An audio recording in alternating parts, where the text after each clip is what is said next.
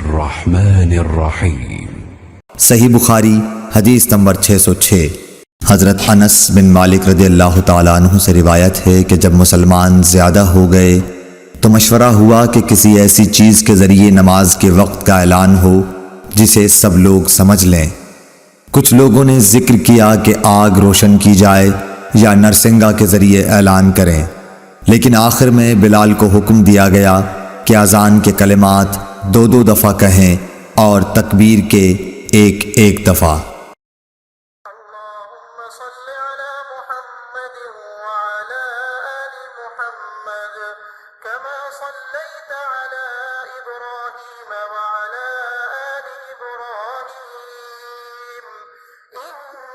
حميد